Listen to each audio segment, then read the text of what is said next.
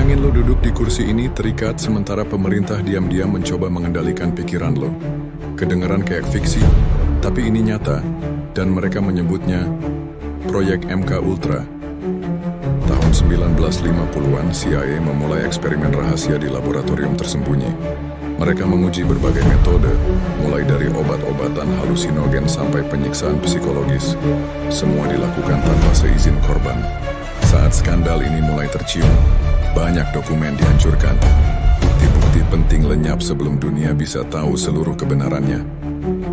Para ilmuwan ini bukan cuma meneliti, tapi juga mengendalikan, mencari cara menciptakan mata-mata yang sepenuhnya tunduk pada perintah. Para korban mengalami trauma parah, gangguan mental, bahkan kehilangan nyawa. Eksperimen ini meninggalkan bekas yang nggak akan pernah hilang. Assalamualaikum warahmatullahi wabarakatuh. Balik lagi bareng gua di channel Metal Marketer.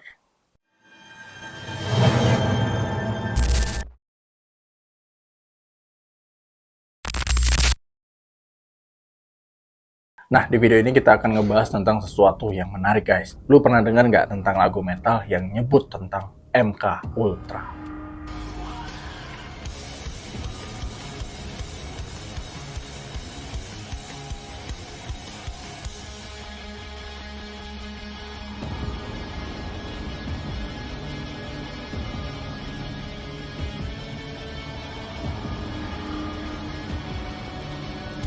By the way, mungkin lu pikir itu hanya sekedar bumbu lirik aja ya, ataupun konspirasi buat gimmick.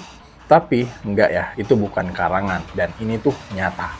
Sebuah proyek rahasia pemerintah Amerika Serikat yang banyak mengorbankan nyawa, menghancurkan mental, dan menguji batas kemanusiaan. Namanya yakni MK Ultra.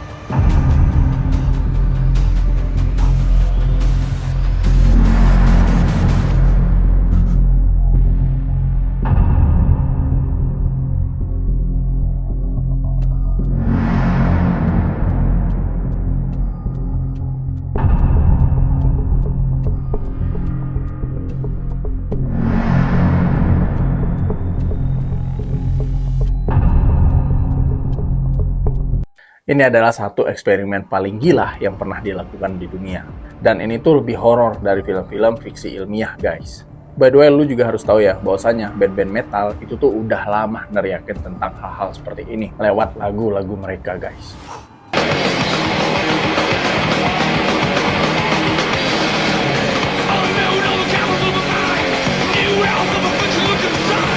Dan ini tuh bukan sekedar teori belaka ya, ini merupakan dokumen sejarah yang perlu lo tahu. Oke, kita bahas secara singkat ya. Apa sih MK Ultra itu? MK Ultra itu adalah program rahasia CIA yang mulai tahun 1953 yang tujuannya itu nyari cara untuk ngontrol pikiran manusia. Dan waktu itu CIA ini tuh panik ya waktu dengar isu tentang Uni Soviet, Cina, Korea Utara lagi nyoba main kontrol buat propaganda dan spionage. Nah, spionage ini tuh maksudnya kegiatan memata-matai atau mengumpulkan informasi secara rahasia untuk tujuan tertentu. Biasanya untuk kepentingan politik, militer, ataupun komersial ya guys. Jadi, karena mereka ini panik ya, karena saingannya sudah masuk ke eksperimen seperti itu, mereka melakukan eksperimennya sendiri. Dan proyek ini dijalankan oleh Sidney Gottlieb. Dia ini merupakan seorang ahli kimia CIA, tapi cara yang mereka lakukan itu bukan dengan cara yang baik-baik guys. Mereka melakukan LSD, kemudian mereka juga menggunakan hipnosis, terapi kejut, deprivasi sensorik, dan berbagai metode manipulatif lainnya. Dan targetnya itu siapa saja yang bisa mereka eksperimenkan. Kadang tanpa izin, bahkan tanpa sadar. Bayangin, lu baru bangun dari rumah sakit, terus dikasih obat, terus disuruh jawab pertanyaan-pertanyaan aneh, sambil musik diputar terus-menerus, atau lu disuntik LSD setiap hari, sampai lu nggak bisa bedain mana mimpi dan mana dunia nyata. Dan hal ini itu kejadian, guys.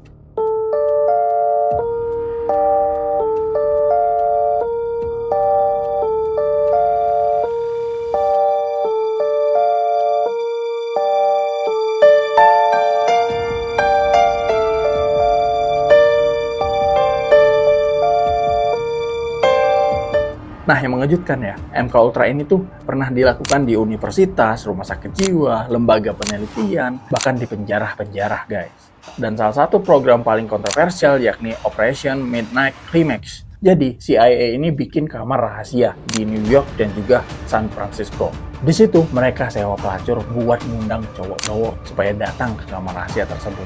Kemudian cowok-cowok itu dikasih LSD dan direkam secara diam-diam.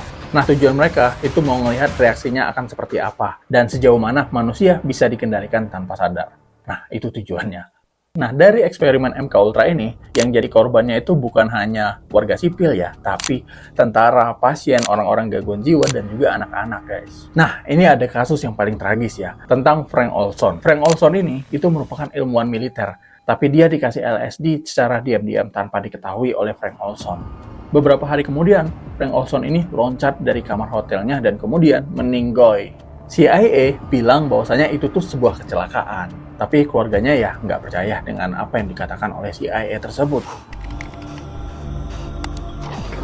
It's no secret the CIA experimented with LSD as a form of behavioral engineering and mind control in the early 1950s. Now a lawsuit alleges the agency might have drugged one of its own scientists with the psychedelic agent before assassinating him and engaging in a decades-long cover-up. The lawsuit was filed Wednesday by sons of Frank Olson, a biological warfare expert who worked developing bioweapons for the agency in its early years. According to the suit, Olson became disturbed with CIA practices after he witnessed extreme interrogations in which he saw his own chemical agents used for murder. Shortly afterward, he was given a bottle of LSD-laced Cointreau by agency colleagues and suffered a nervous breakdown.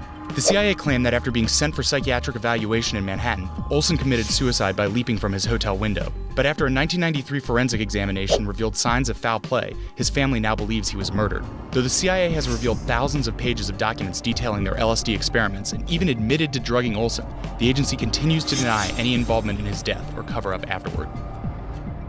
Kemudian tahun 1994, mereka otopsi ulang mayatnya dan nemu luka di tengkorak yang nggak cocok sama versi jatuhnya, guys. Nah, kemudian pada tahun 1973, Direktur CIA saat itu, Richard Helms, perintahkan semua dokumen tentang MK Ultra untuk dimusnahkan.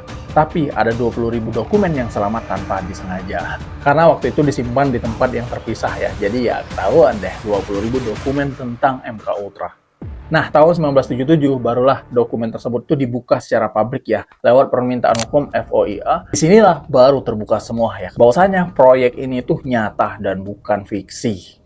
Under code names like MK Ultra, the CIA spent 25 years and $25 million on secret mind control research. Dan band-band metal udah lama sebetulnya meneriakkan tentang hal ini. Karena banyak dari band-band metal di sana ya, itu udah ngerasa bahwa ada yang janggal nih. Kemudian mereka speak up dengan lagu-lagu yang mereka tulis. Salah satunya ada yang paling frontal ya, nyebutin langsung MK Ultra. Nah, itu band Muse. Meskipun band Muse ini bukan termasuk band metal ya, tapi bisa lah ya, masih ada arah-arah ke situnya. Dan band Muse itu langsung buat di judulnya tentang MK Ultra dengan lirik lagu yang eksplisit, seperti They are breaking rock, they are bending minds. Dan Muse ini tuh udah lama ya ngebahas tentang kontrol otak, korporasi, dan juga manipulasi media. Kemudian band selanjutnya ada Slayer. Nah, band-band ini juga cukup keras ya, cukup brutal dalam mengekspresikan kemarahan, dalam mengkritik tentang sesuatu ya. Mereka sering banget bahas isu-isu seperti perang, agama, dan kontrol sosial. Dan lagu mereka yang berjudul Mind Control ini menggambarkan tentang korban eksperimen dan kondisi mental mereka, guys. Dan selanjutnya ada band Megadeth dengan judul lagu Hook in Mouth. Di situ Dave Mustaine nulis lagu ini buat nyindir sensor, propaganda, dan kontrol bahasa. Judulnya merujuk kepada hook yang dipakai buat nangkep orang biar nurut. Kemudian ada band Nine Inch Nails dengan judul lagunya The Warning. Vokalnya ya industrial ya, kemudian beatnya cukup dark, tapi isinya kritik keras tentang kontrol populasi. Selanjutnya ada Immortal Technique. Meski mereka ini bukan metal ya, tapi lagu ini vokalnya lebih tajam dari scream metal.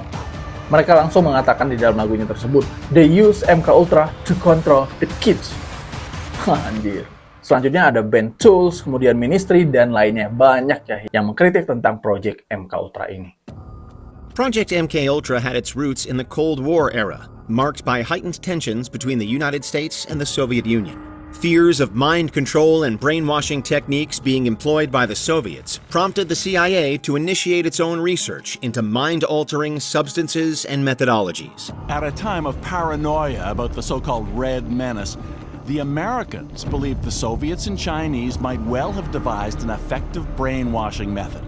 and the CIA was determined to crack it. In 1953, CIA Director Allen Dulles approved MK-Ultra, assigning it to the technical services staff of the CIA. The primary objectives of MK-Ultra were to develop methods for mind control and interrogation, with a focus on chemical and psychological means. The new goal is to cause an individual to become subservient to an imposed control, to the point where he will perform acts against his will and then have no memory of the act. Nah, di era sekarang ini, di era digital seperti ini ya, dan juga udah masuk ke era AI ya, kira-kira apakah sejenis MK-Ultra ini masih ada?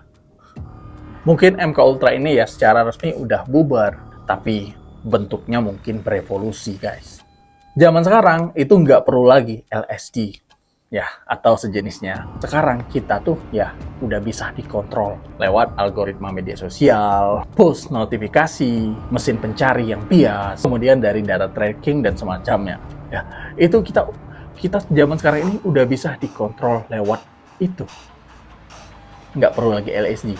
Ini sebenarnya memang secara langsung itu ya kelihatan nggak berbahaya ya, tapi secara perlahan, secara halus, ini sebenarnya cukup bahaya ya. Karena ya mind control itu bisa dilakukan dengan seperti itu ya. Dari media sosial, dari algoritma media sosial. Dan ini tuh sebenarnya bahaya tapi nggak bahaya. Gimana ya? Ini wow, kalau dulu ya MK-Ultranya itu pakai obat. Sekarang cukup pakai dopamin dan scroll media sosial, scroll TikTok. Jadi mungkin ya big tech ya, teknologi sekarang itu udah jadi CIA yang baru, guys. Udah jadi CIA yang baru. Dengan data mereka udah bisa manipulasi opini publik.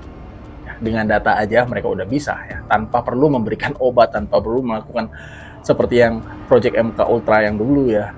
Kalau sekarang udah sangat gampang. Mereka bisa ngejual propaganda, bahkan mengarahkan pemilu. MK-Ultra versi modern, ya yang lu pegang saat ini. Handphone, smartphone. Itu MK-Ultra modern saat ini ya, smartphone. Jadi, orang tuh suka bilang kalau metal nih musik sesat, musik iblis, musik setan, gelap, provokatif. Padahal justru mereka yang berani speak up terlebih dahulu tentang project-project seperti ini. Tentang ketidakadilan yang dilakukan oleh para elit. Band-band metal itu bentuk resistensi. Jeritan, distorsi, dan lirik yang penuh amarah adalah cara buat ngelawan sistem yang ngerampas kesadaran. Kalau lu dengerin baik-baik ya musik metal, metal itu bukan musik setan, tapi metal itu musik ngebuka mata. Seperti MK-Ultra ini, ya dulu tuh dikira teori ya, hanya sekedar teori, hanya sekedar fiksi belaka. Sekarang terbukti dan para musisi metal itu udah lebih dulu neriakin tentang hal-hal ini. Mereka udah kasih sinyal sejak lama, guys.